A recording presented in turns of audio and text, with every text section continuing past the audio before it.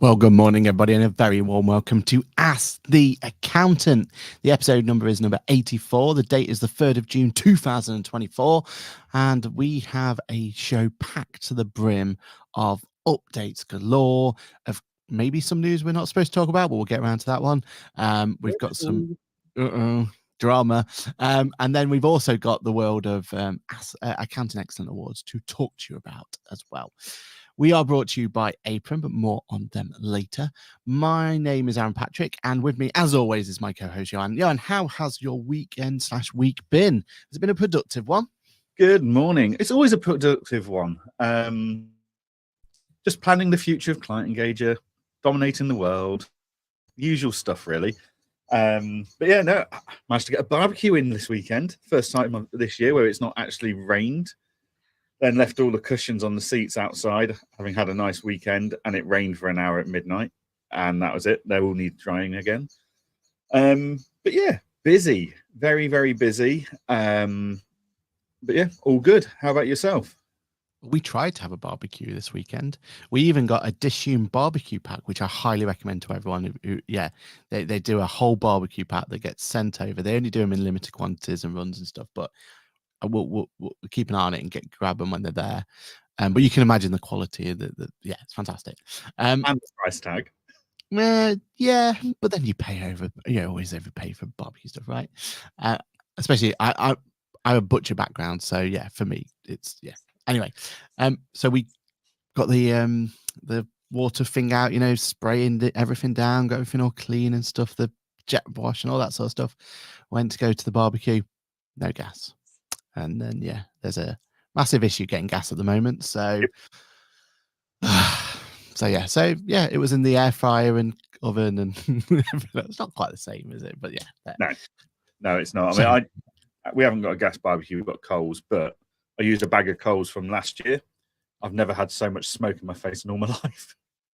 Our meat was well smoked. They obviously got damp over the winter. I mean, I prefer a coal one. We still have the coal one there, but yeah, just for ease, it was get the gas one out, get it up and running. But yeah, that's the way the cookie crumbles.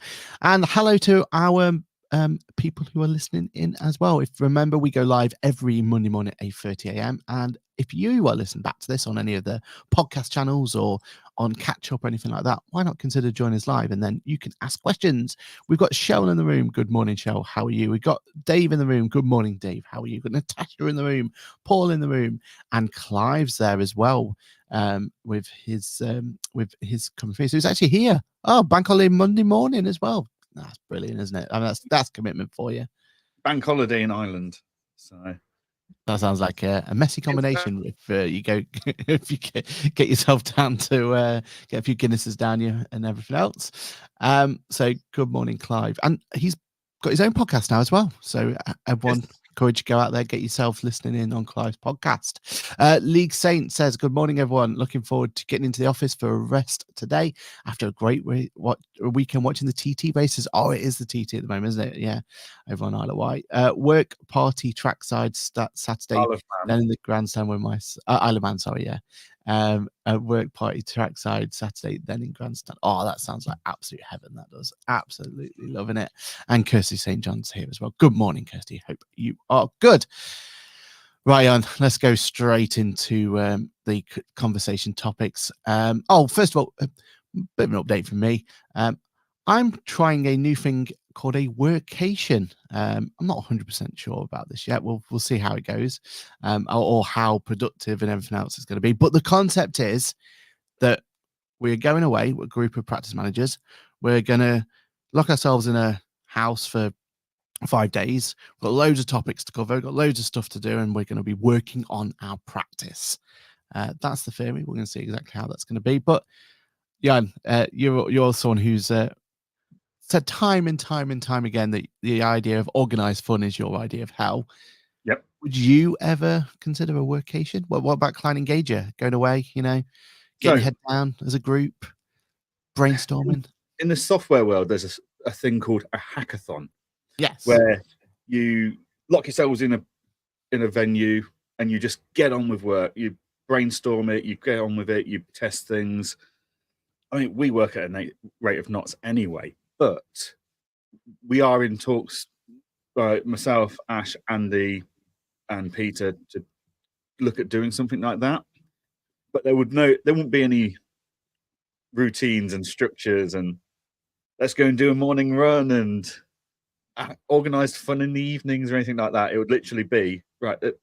Let's lock ourselves in a conference room somewhere, in the hotel, and just sleep, eat, drink, work for a couple of days, just to knock out like the planning of the next few months and stuff. So I can see the value of a workation, and like I know there's a lot of people that will book out. They literally go away for a long weekend by themselves or with a couple of work colleagues with a particular topic in mind, and they go and do it. 5 days with group activities, and I'm not sure you're going to get much done out of it. I don't know. I could be wrong. It's going to be down to the group of people and how militantly organized it is. And you will be here at this point. You will finish at that point. And like I find that kind of structure restricts creativity and like curtails conversations early, when actually you just need to have a bit of relaxation and just go with the conversation and see where it takes you. I don't think it needs to be as structured as like a workshop, because I think that's what you're thinking of, isn't it? Like if you think of the workshops that people pay for to go to, I don't think it needs to be as structured as that. But I think there still needs to be a little bit of structure, because if you just, in the software world, you've all got a common goal, right? Like the common goal is let's find a way to improve the thing. And sometimes actually getting away from the noise and just letting the brain kind of go off and start thinking about problems and stuff, and maybe like have a look back at some of the biggest issues your users have had and how do you solve those issues. And that's great, right? Because it gives the creativity. But I think when it comes to running a practice, there's so much breadth of problems and everything else. If it was just a free-for-all every day, it'll be really tricky to keep focus, wouldn't it? I think everyone just goes to these events with their own challenges. Says, right, this is what I'm working on, knowing that I've got a room full of experts who have all gone through something similar and will be able to bounce ideas and have conversations with. I'm very much rather a free-flowing type thing than this is when dinner is, between this hour and this hour we're talking about this topic and stuff. I just think it can curtail the creativity and the conversation and the value you can get from those conversations. But it'll be interesting to see how you get on. I'm skeptical, only because I don't know how much work I'm going to get done, and I'm just absolutely full of work at the moment. I think that's the wrong mentality, right? The whole point is you're supposed to take yourself away from work, and you're supposed to come in this without the pressures of work behind you. But at the same time, that requires it to sit in line with when it's feasible to do that. Like if you've got client deadlines, they have to take priority. Exactly. And or you accept that you're going to deal with the client deadlines when you get back or before you go. Like if it's not going to work with your diary, then I'd argue what's the point in it. I suppose the question is though, when do you get off that hamster wheel, isn't it? And it's that mentality, isn't it? Like at some point you're going to have to do some extra time and extra hours to catch up or get ahead so you can do this. So we'll see what it's I love the concept. I think I love the concept. I've never done it, right? So I think I love the concept. I'm just not sure it's for me. I think it's a me problem than anything else. But we will see. We'll see how much benefit we get, and we'll report back next week. Next week could be an interesting one. We've not spoken about this properly yet, but I'm up in Scotland next week, so we'll figure it out. We'll figure out how we do it, but maybe it's an in-person live show. But we'll talk about that and keep you up to date. Yes, but it should be a good one. All right then. So Paul says, I do my best brainstorming while on holiday. Always get a notepad when sat by the pool in the sun. What's a notepad, Paul? You'll have to let me know what firmware it's on, and everything else. Is that on the App Store? Must be a bit of tech I've missed. Do you know what I mean? But Paul's right. Like, I will go and do, like, in July I'm away for 2 weeks in Mauritius with the family as per usual, and they are fully accepting that I will be sat there with an iPad, and at random points I'll start scribbling things down, and I'll come back with a list of notes. Like, that's just how my head works.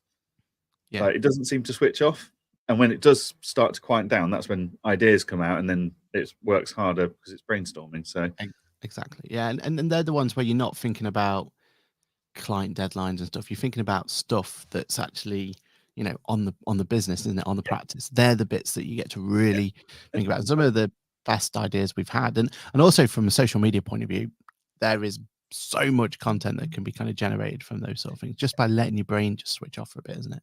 Speaking of the social media content, though, like, I know we've got the TikTok star in the room. Is that what there he is, Mr. Tim? TikTok sensation himself, Tim. Good morning, Tim. Go for it. Like, a lot of people are quite critical of those of us that are sat chilling out, writing down ideas on holiday. That, you've got to switch off, you've got to relax, you've got to turn off your mind. And, well, if that works for you, great. Don't judge other people because it doesn't work for them. Like, that's the bit that really annoys me, is how we seem to be anti people doing that. But if that's what works for them, then let them embrace it. Don't judge people because they don't work in the same way you do. Yeah, I completely agree. And I think as well, like, everyone likes to have an opinion on those sort of things, right? It just, all they're doing is just trying to drive their own traffic. So actually, they're being hypocritical themselves. But yeah, whatever. Kirsty says, both from John's gone. I don't think I have one umbrella big enough by the sounds of it. Scottish weather has not been good to us.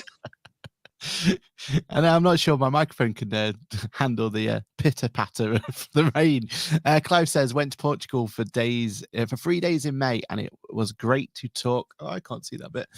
Great to talk about their challenges and how to overcome them, and away we new ideas to work on. Yeah, and that's the thing, right? When you're all together and having that, that gives you the option to do it. Notepads from events, got to use the swag from Accountex. Okay. I'll let you off. They do come in really useful, don't they? I can't take any credit. It was all Millie, really. Oh, okay. So you're not the TikTok star. It's your staff that's the TikTok star. And she's got a great podcast coming out from us in 5 weeks or so, whenever it's going to be, whenever the schedule comes. So keep an eye out for that one. Wonderful. All right. Okay. So workation. We'll see how it goes. We'll report back next week, either in the rain, as by the sound of it, or from a Premier Inn hotel room. Which, the frustrating thing is we got the Brewdog Hotel for the day after. So, yeah. Taylor Swift, eh? How dare she? Ruining our all plans. Okay, cool. So let's talk about the big conversation topic of the week. Every time you went on LinkedIn, someone was talking about this, right? Zero, as predicted, Aaron, because we talked about this. We were on this weeks ago, people. We said, do you think this is going to come our end? Do you think it is? Well, it certainly has. Price rises has been announced from the 12th of September 2024. The prices for current business plans in the UK are going to increase as follows. So you go to 16.33, 47.59 pound.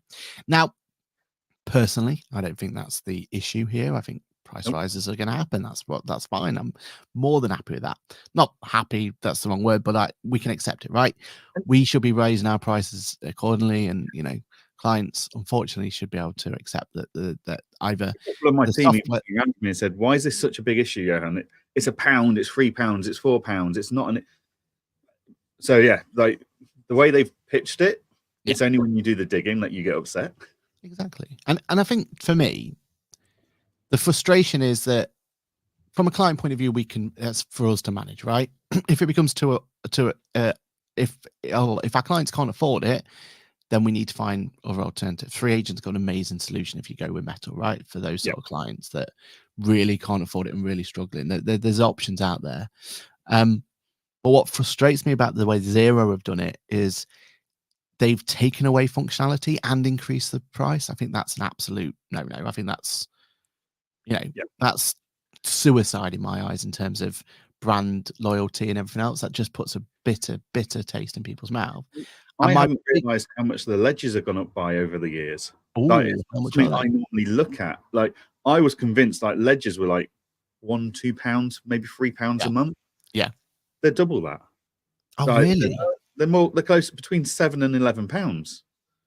Yet they don't talk. Well, they don't publicly put that out there, do they? I suppose because it's accountants only. Maybe is that the reason that they don't talk about it? But I mean, as I discussed with you guys last week on QuickBooks Labs, I don't think QuickBooks Ledger is quite a finished product, or anywhere close to a finished product.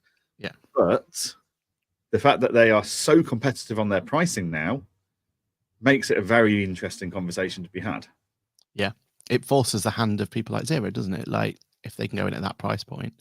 My biggest frustration out of all this, the bit that I'm annoyed about, is Xero keep pushing this starter plan. So they're calling it, and the new names I don't think work in my eyes. We'll talk about why in a moment. But they're talking about this starter plan at £16 per month. And in the tech industry, this is one of the things that have been called out upon, and the tech industry is starting to change. So if you go and buy like an iPad, for example, it'll be starting from blah, blah, blah, blah, blah. And there'll always be a SKU that actually no one should be paying for, because it's absolutely useless. It's just not worth the, it's not worth printing the SKU name out, let alone actually, creating the product that if people do buy, they're just going to get a poor experience with, right?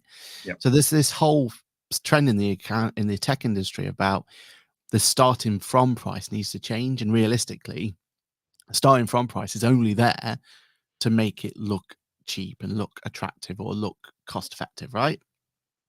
And Xero's doing exactly the same.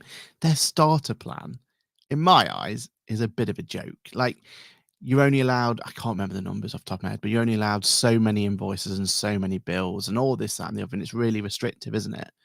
Yes. That's, to me, isn't a starter plan. That's a trial. That's that should be the free SKU. A one-day trial. Yeah, because Xero Go tried to do it, right? And I'm one of the only people who actually like the Xero Go product. I thought that was an interesting take on it. It was something that was a bit different, and I could see what they were trying to do with it, right? But that, to me, should be the starter plan. It's an entry level, get yourself in there. But for £16 per month, I think my problem is I've struggled to find a business that could live off that starter plan properly, and it just doesn't feel right. So yeah, I think that's where I'm frustrated about it, because I feel like that starter plan just is only there to drive the number. It's only there to show that you can get it for £16 per month, where realistically I don't think anyone should be using that plan at all. So really their quote unquote starter plan should be the standard plan, which is £33 per month, and that does seem like a big hike, doesn't it? So this is the bit that so I agree, the starter plans are non-starter, like it's crap. Yeah. But the other issue I've got is we've got rid of our bolt-ons, which is a bit annoying because you and I quite enjoy taking the piss out of them for that. So like when they sponsor a coffee stand and it's like, oh, sorry, do you want sugar with that? That's extra. But so they've said we've got rid of our add-on plans, our bolt-ons for payroll, CIS and stuff. And instead we've included it. So on the growth plan, you can have one employee. Well, what if that's the director? And then he employs or she employs someone. All of a sudden, I've got to go to the top, like the premium plan, to have up to 5. And then the unlimited plan, how the hell is that unlimited when you're only allowed 10? And what happens after 10, though? What is it, bolt-on after that? Don't know. Couldn't find the information online. Like unlimited. I mean, we already had to have a chat with Xero about the concept that a feature release is not a new Google font. But do we need to have a chat with Xero and explain the concept of unlimited? Because they don't seem to understand it. Maybe we should ask Sage Copilot what the word unlimited means. Maybe that's what I mean, I'd say let's ask Jax, but It's just a marketing pipe dream at the moment. It's not actually a functioning It'll come tool. back with unlimited. Do you mean you want to get rid of your accountant? Yeah. Did you mean to say, how can we get rid of this accountant? But yeah, it's been a very bad week for Zero PR. And yeah, I mean, price rises are never going to be nice for them, right? Like that. Someone was saying like this is the third one in 12 or 18 months or something as well. Seems like there's been a few of them, doesn't it? It does seem that even way. if they didn't do a bleeding reshuffle of the structure, I don't think this would have gone well. The beauty of QuickBooks for us is that we know every February the price goes up. And we build that into our plans and expectations. And then, yeah, I don't know. Like, from what I understand, from what I've seen, Sage is an annual price review, which fine. Like, as long as it's consistent, you don't mind. Yeah. But then Deck's not doing anything for 5 years and then rocketing isn't acceptable. And doing it 3 times in 12 to 18 months isn't acceptable either. Like, yeah. How are we meant to keep up with that? Well, the problem with Dex was that they had so many different price points for so many people that people just weren't aware of, right? Like that's they what priced it for their mates. Like, oh, you're so and so. Well, here you go. Yeah, exactly. So at least, in fairness, they've had to go through an absolute horror show to do it, but at least they've got to the point where it's consistent. You can pat on the back for them for that if that's the right phrase. But I think it is. We don't know for sure. We don't know for sure, right? But I mean, the Zero one, they've still got the price. They've still got those price barriers as well. Those paywalls, sorry. So you can only unlock some of the sweeties in the jar by unlocking X, Y, Z. Like work papers and stuff is still behind the the paywall, from what I can tell. Yeah. Yeah. I just and I feel like the amount of people that it's a tricky one, right? Because the people defending it. And there's people who rightly want to defend it because it's their favorite software. And, I've blindly defended QuickBooks in the past, right? And, got caught out on it. So the people who are defending it, the problem is they're defending just the price increase. And that's not the issue. Like the price increase is going to happen with this out of our control. It's ideally once every 12 months. Yeah. But the bit that people aren't defending is the features being stripped away and the change of the plans that, if anything, they're now more confusing. Like you said, unlimited, but it's not unlimited, right? Starter, but it's not starter. Growth or whatever the other one's called, and no, standard and premium they're called now. It's like, the others seem to get the naming structure right first time. Zero don't seem to understand their naming structure, and they're still trying to figure it out. And they're just giving the wrong message out of it. So yeah, but yeah, there's a lot of comments on LinkedIn at the moment about it, as you can imagine. People are looking to change, but one thing is, I think this really highlights, is changing your bookkeeping software that you provide for your clients, your FMS as we're supposed to be calling it now, is a huge undertaking, right? Like that is not something you can do overnight. I think that's why people get so upset by change of pricing and more importantly, change of structure, because they know they're between a rock and a hard place. Either they've got to put the price up, and it's like I've reviewed some of my clients that are on Zero. Yeah, they're not just the £1, £4. They're going to have to go into different tiers, which is £20 and stuff because of what they are and aren't using. And so we're like, right, we're going to have to talk to them, and either they stomach the increase or we're going to have to move them. Well, that's a huge expense and time resource on our side. Yeah. So, now, QuickBooks have got a deal with Move My Books where QuickBooks basically pay for the transfer themselves, because Move My Books will do up to 2 years free of charge, courtesy of QuickBooks. I would not be surprised. I'd need to have a look around, but I wouldn't be surprised if Sage have a transferring option. It makes sense. Like people out there are trying to make it easier for us, but even so, it's still a huge pain point.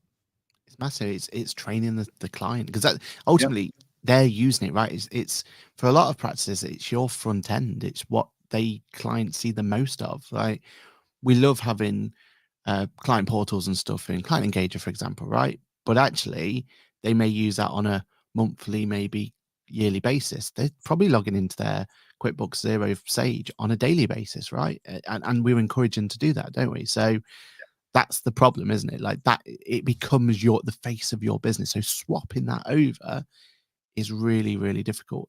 And I just feel like a lot of knee-jerk reaction, because fair play to you guys, like you moved over from Dext in record time, right? Moved over from that. I was able to move from my practice management in record time because they're the ones that we can have a little bit control over, and we can get those over. And it's a painful job, but actually it shows we can do it. We can get that move over sooner rather than later. But moving your whole bookkeeping, FMS solution, whatever we're calling it nowadays, moving that over, that's going to be an absolute nightmare, isn't it? So yeah. Tim and Chris have both confirmed that Sage do have a transfer deal available. Oh, there we are. Yeah. And it's those deals that make it more of a viable option for us to move. So it's moved my books as well for Sage, which is cool. And so Chris has also confirmed Copilot will definitely know what the word unlimited is. That'll be the first test we do when we get out and done it.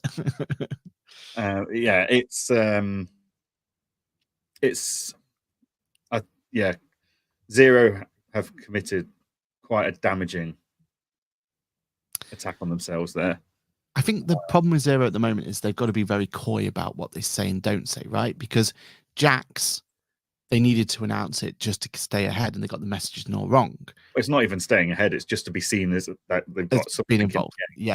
And their messaging is basically, okay, I'm being a little bit facetious, but their message is basically, you don't need an accountant, you've got Jax, right? So that's not what their intention is with that. It's just that's how it's been perceived. Their pricing, they had to get this out now because it's not due until like September, right? But they had to get it out now because they need all of that negativity away, so that when Xero comes next week, it's next week, isn't it? Or week after. Xero comes next week, yeah. They need that to be all about the positive, don't they? And they need to concentrate on. But we don't know, right? Give them the benefit of the doubt. They've got, let's say, they've got 10 earth-shattering announcements to make at XeroCon, right? And these. We're going to get Comic Sans in Xero. But whatever they've got planned, whatever their media like PR teams got ready, they need it to be absolutely. I think because we're a fickle bunch, and that right? needs to be the last message we receive. So we're a fickle bunch. Whatever they announce, if it's earth shattering, for a lot of people, they're going to forget about the price hikes until September because there's a new shiny thing that we're going to be concentrating on, right? And there's this new shiny thing that whatever they're going to announce at XeroCon. So I get why, like, the timing sucks for them because they almost have to say it and then stay quiet because they know that XeroCon, or at least their hope is XeroCon's going to quench the flames out and everyone's just going to be talking about the shiny stuff at that point. So you kind of feel sorry for them because they're almost put into this of their own doing. They've been forced into this area. Like Sage are able to dominate Accountex because that's their place where they can announce cool stuff, right?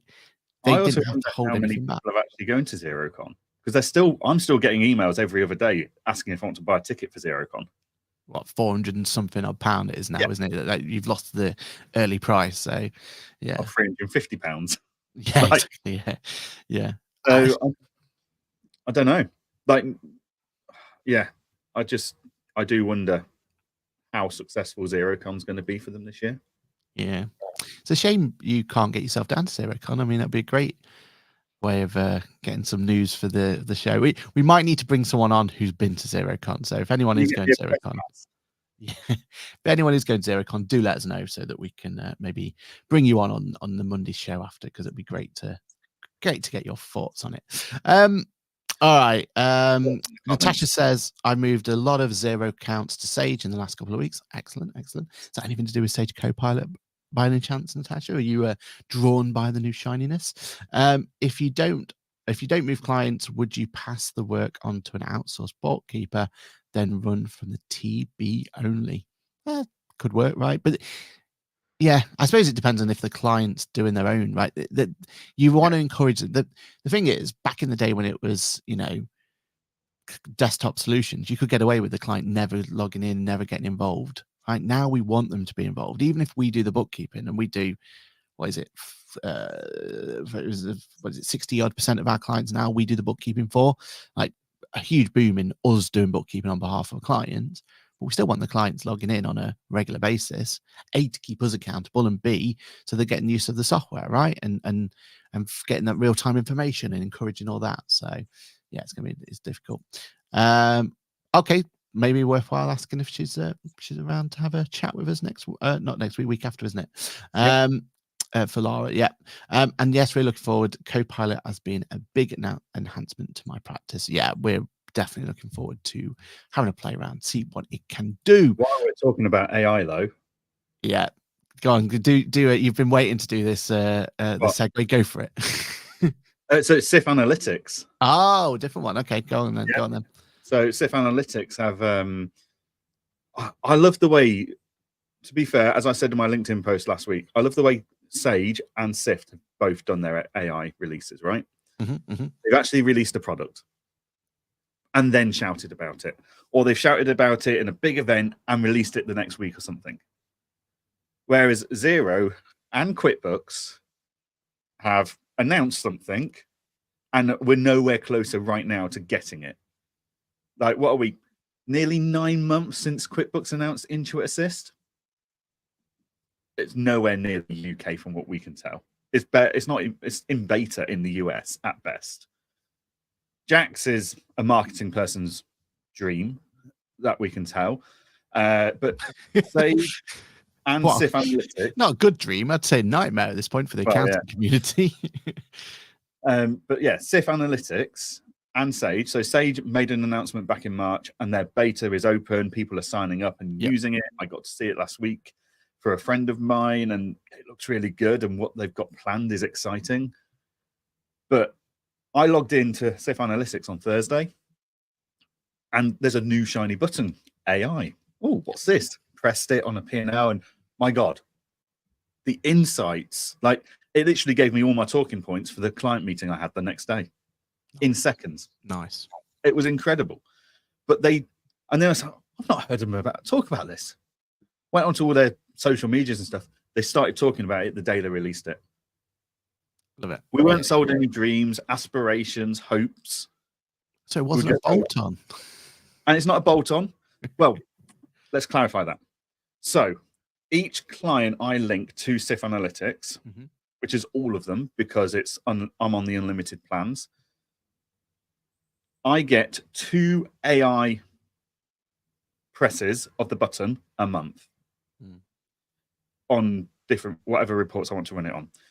But me and my team were looking at this on Friday, and once you've run the management, like the P&L, and you press the AI button, that's where it gets you the real value. We might do the same on balance sheets, but do you want the AI to analyze your creditors, for example, or can you just look at the great graphs and charts in SIF and work that out for yourself? So yeah, so it's what I can work out is you get 2 presses of the button for each client each month, free of charge. Awesome. You want more than that, then you can either upgrade that one client by $9 a month as a bolt-on to get unlimited, or you can add a bolt-on to your whole firm for $125 a month for unlimited AI on all of your clients. So we're going to be just testing it over the next few months and just go, is 2 enough?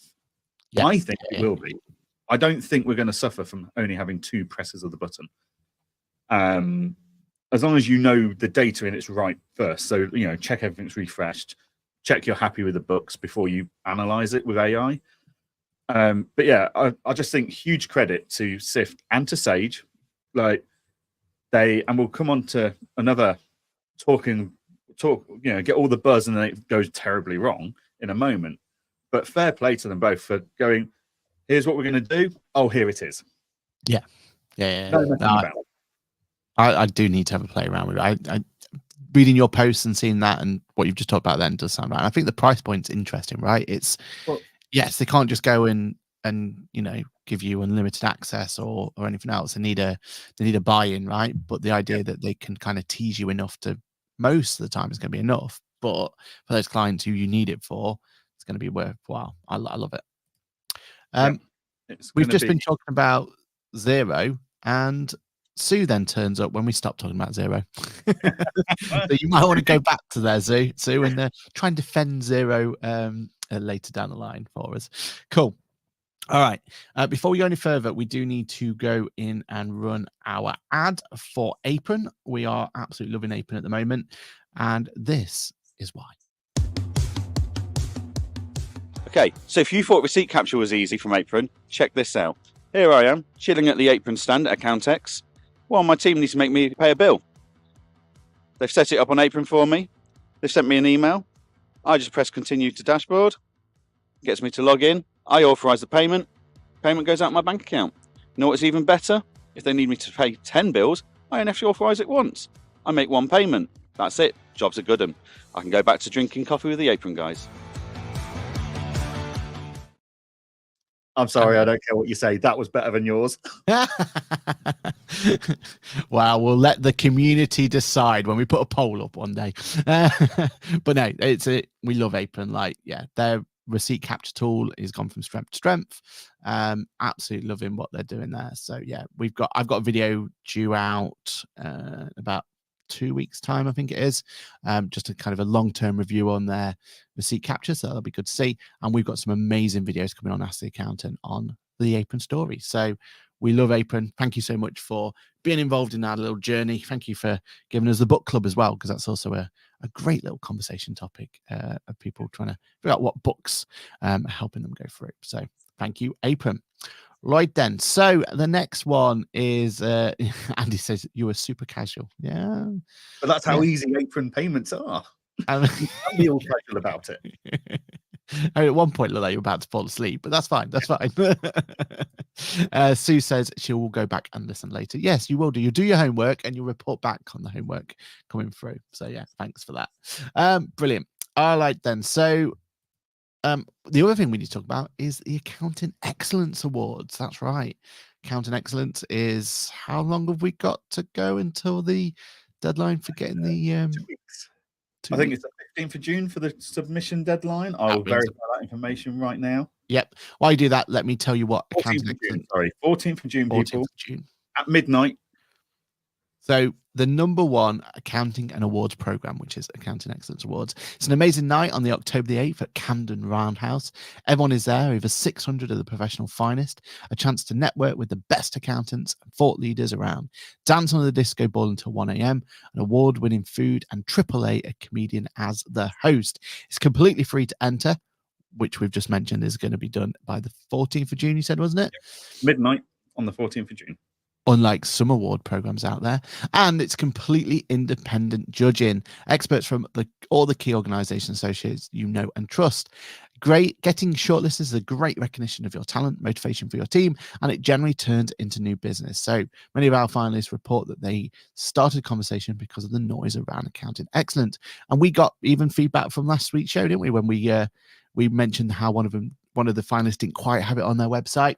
All changed now. It's on there. They're showing it proudly. And I think that's what it's all about, right? Like the fact that we're now, they're shouting about how they were involved in Accounting Excellence. They went and won it.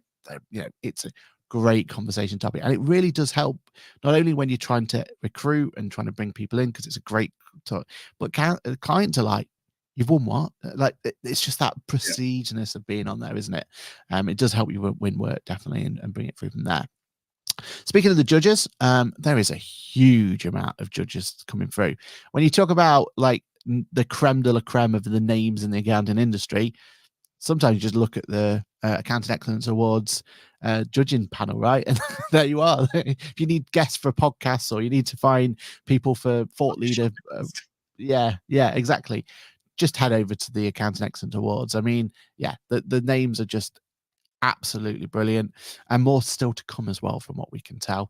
That's just a brilliant one. You've got Joe Wood there, which as you know very well, has always got some great insights and will be very fair on the judging. Lucy's there. I mean, she's been able to build an empire up from from scratch, right? Like, and build it from there. Kaylee's there. She's always got some great conversation. Nick Levine's there. We've got, I mean, literally everyone you can think of. Sharon Cook, Billy from 2020, Amy from ICB, Rachel Harris is there. We've just got absolutely everyone there to bring it in. So the judging is going to be judged to the highest quality just by the names they've got there, right? And I think that's one of the prestige parts, isn't it? If you do win it, you've been judged fairly. Yeah, definitely. It's all. I just think that they've got such a broad range of judges as well that people are going to be looking at these and going, and they're taking all these different experiences and knowledge bases into account. I think that's fantastic. So this week we thought we'd concentrate on the Service Line Awards, which we've got Bookkeeping Team of the Year. That's definitely going to be one that's going to be highly contested. Always is every year. Yeah, if it's anything to do with with the bookkeeping community out there, when they get their teeth into something, there'll be a lot of chatter around that one. Sponsored by Iris, that one. Tax Team of the Year by CCH. Walter's Clueless there as well. I mean, what's been innovating? What did the Tax Team of the Year need to have done this year? Do you reckon? Is it kept up with all the changes? Yeah, worked out how to communicate with HMRC when no one else seems to be able to. They've got their work cut out. It's going to be interesting to see quite what makes them stand out. And the beauty of this is we don't just, on the awards night, they don't just go, and the winner is Dus. They go, and the winner has done X, Y, Z, and A, B, C, and the winners are Buff.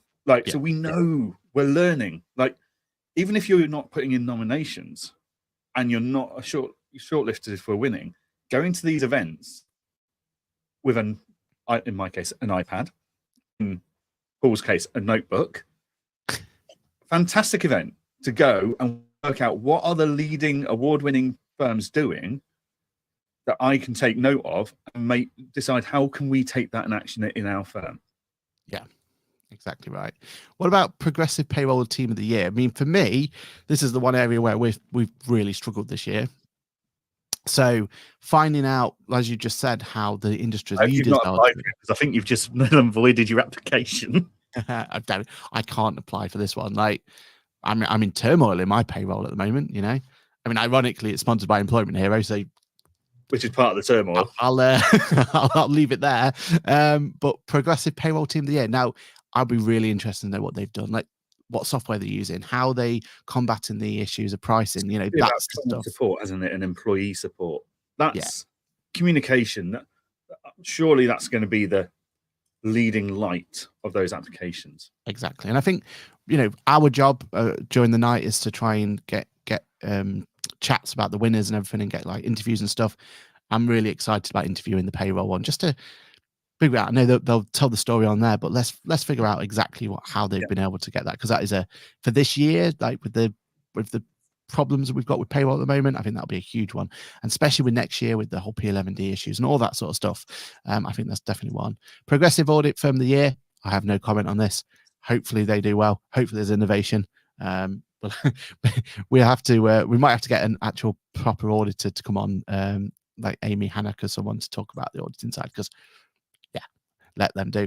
Marketing Campaign of the Year, though, sponsored by Practice Web. This will be interesting, right? Like, Marketing Campaign of the Year.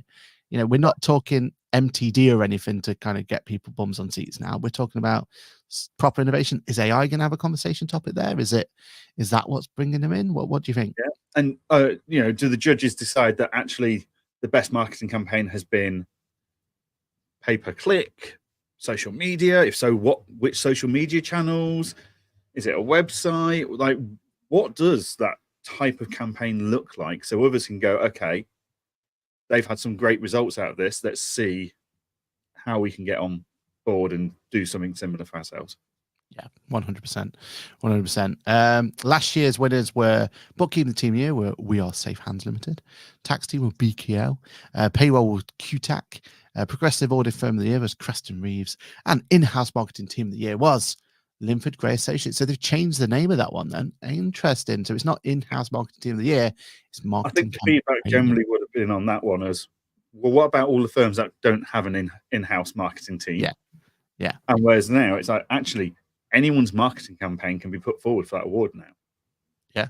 Whether you're a one-person band or a huge organization, you're now eligible for that award. I mean, maybe we put your video of Apron in there and see how far that gets. The masterpiece of you sat there very chilled. Ladies and gentlemen, I give you. That's our whole application. Yeah. Just to get that one video file. Yeah. Tell me that's gone wrong. If that doesn't get shortlisted, I don't know what will. Yeah. But no, there are some great. I mean, yeah, there's some great campaigns out there, and I think that's going to be one. I assume that'll be one to keep a close eye on. Right. Speaking of keeping a close eye on, this is a bit of news that happened during Accountex, and we wanted to talk about it, but we couldn't because we couldn't find any official news about it, which is odd. And we still can't. And we still can't, exactly. Someone else has spoken about it, so we can now. Exactly. Do you want to talk about what was spoken about, and then we can get our thoughts on it? So we were hearing rumors and speculation at Accountex from very well-placed sources. Like, some of the people that were telling us this were like people that, you know, you take their word for gospel 9 out of 10 times. Yep. But even they've not been talking about this on social media and stuff. It's a bit hush hush. It's a bit weird. But Phil Hobden, is it Hobden or Holden? Holden, I thought, but yeah. Holden. Sorry, Phil Holden, who is been in the industry for years. He does a newsletter once a month, and his latest newsletter covers this. Well, not really covers it. It mentions this. It's a one-liner, but we're going to take that as public public awareness and discuss it further. So it's the Ask the Accountant fantasy zone, where we're 99% sure this is right, but it might not be. Yeah, take this with a pinch of salt, people. But the news is that Pixie, the practice management software, has sold to the Access Group, which is an interesting move from both parts. Because my understanding of the Access Group is they're looking at medium to large firms. Mm. And I don't think that's where Pixie was pitched originally. Their pricing certainly went that way by the end.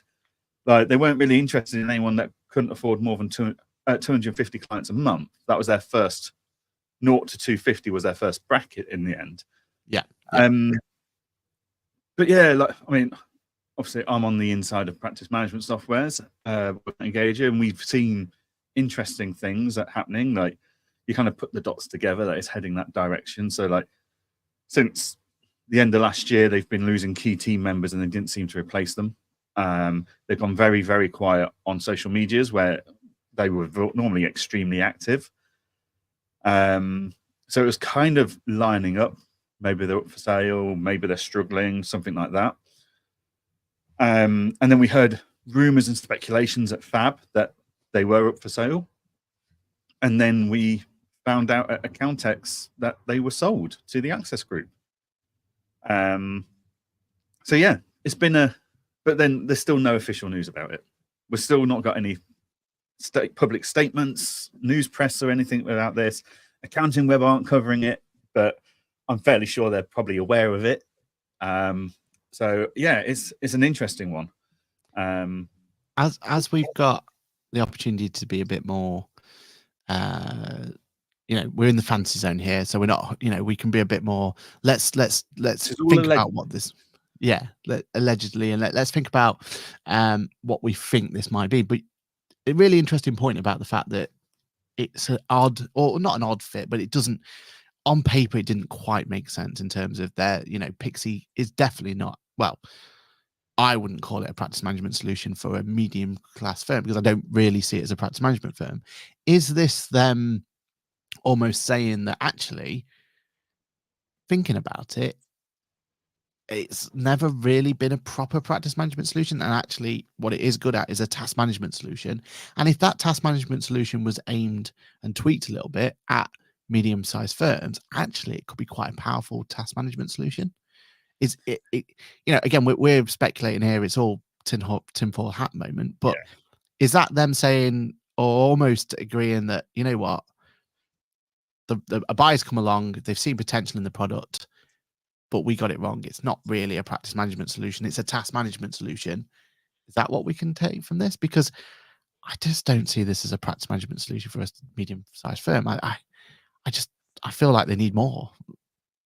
Yeah, I mean, I think this is probably all stemmed from last May, like Accountex 2023. 100%.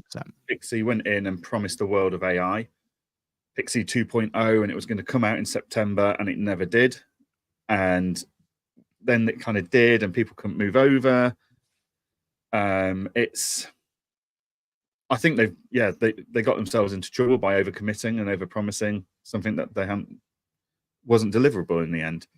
And we all know accountants and bookkeepers don't tolerate hopes and dreams. They want actual results. And if you're going to tell them there's going to be a feature, you need to deliver it. Or you need to be open within your communication throughout the year with those customers that there's going to be challenges, and we've come across this problem and we've got that problem. Like, Client Engager doesn't deliver everything on time. We work blooming hard to do it, but sometimes there are third parties like HMRC or an API integration that isn't ready on someone else's end, so we can't do what we need to do. But that's not an issue if you're open to your community and explain that. The difference is between I don't think any practice needs a task management system standalone. I think there should be a comprehensive enough task management process in your practice management tool. I think it's all encompassed into one. I guess it's what they bring, isn't it? It's what secret sauce you bring, because I don't think it's public knowledge, but we know that Pixie powers a other practice management solution out there, and what they can do with it. Interesting, because the practice management solution they're powering is not targeted at medium to large firms. No, not at all. But although the pricing is, but yeah, and again, because Pixie's not got the practice management aspect of it, it doesn't really make it a practice management tool anyway. It makes it a very powerful task management tool, right? So if you've got the ability for a task management tool to have the integrations that they could have, and maybe Pixie will have access to that, like vice versa, maybe that's the deal. We don't know. Again, tinfoil hat, fancy zone, everything else. But if Pixie could just concentrate on being a practice management solution that has integrations to your FMS solutions, that is something that has, a big potential for, right? That's the dream that we'd all want, where there's that holistic view. You log in and here's a list of your clients, and here's the ones that are, a gold star against them. Here's the ones that not got a gold star. These are the ones you need to look at, blah, blah, blah, blah. Let's make bookkeeping and all that sort of stuff based on client data as opposed to just time and dates. And I know that like Client Engage is looking to do things like that, and I know there's other Bright are trying to bring it in with their integration with BTC and all that sort of stuff, right? I know the future is let's try and build it, but I do think a task management solution that's just focused on that is their only focus. It's just purely let's nail that side of things. I think there's room for that. I think they've got to get the price point right, but I think there's room for that focus. And if Pixie can kind of take what they're good at, which is the task management solution, because that's the only thing they've got left. Dispute that with you. So he used it for Pixie for task management for a bit. It was ineffective and full of bugs. So then what is its shining light? Because it's definitely not the AI side, because that died a death. Pixie 2.0 just got canned in it. So I'm trying to defend it. I'm trying to give it like a place in the market. And if it's not task management, the biggest challenge for Pixie 2.0, even if they nailed all the bugs and stuff in it and released it like they plan to, it involved migrating current users onto a new platform, which is always a no-no. You always build from your current platform on. You build it out on your current platform. You look at Center moving into Iris. You have to migrate, and it's not gone well. Like, users are not happy about that. Practice management's a really painful thing to move. Again, yes, you showed us how we could do that very quickly, and my firm only took 7 days over it. But it's one of the most painful moves that accountants and bookkeepers see in their coming up with it. It's just you don't move unless you absolutely have to.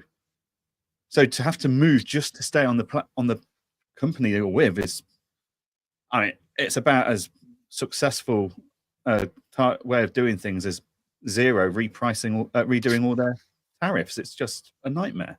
Yeah, but at least they're not asking you to migrate from one one solution to another, right? Like, yeah.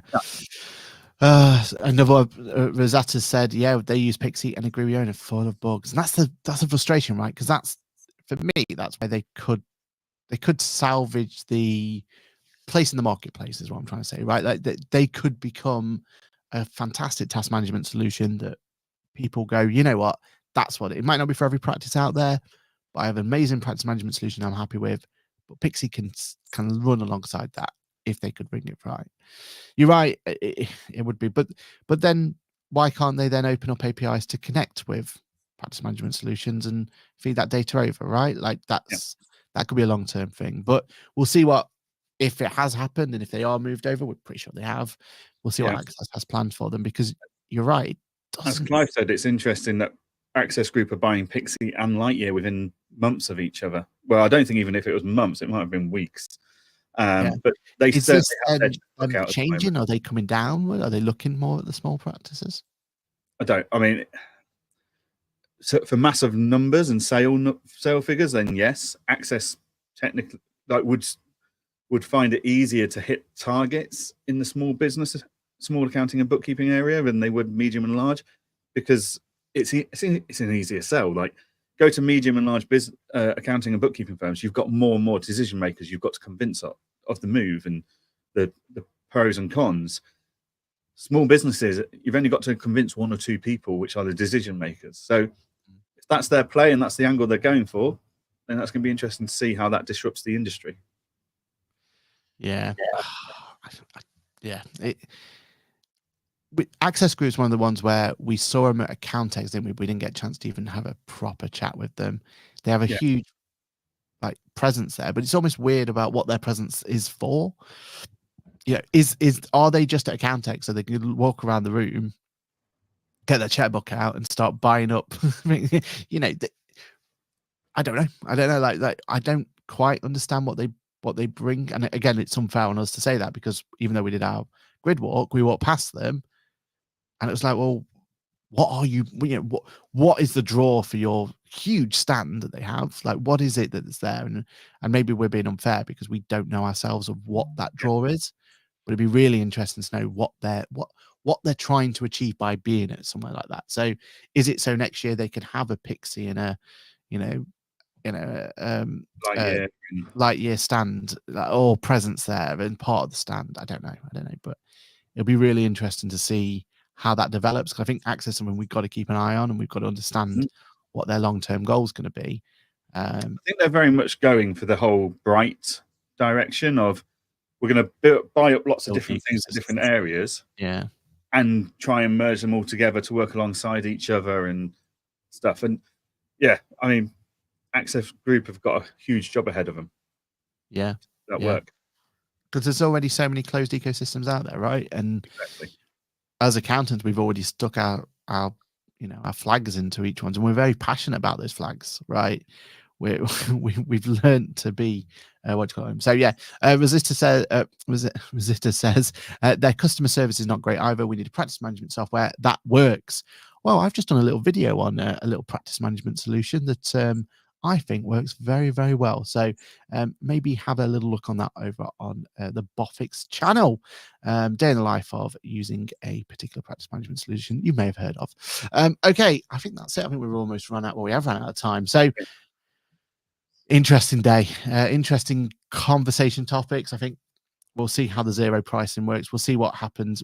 Generally, if there's anyone out there who is going to ZeroCon, do get in touch with us, because I think it'd be great to have you and see what's what was announced and everything else. It'd be great to catch up on that one.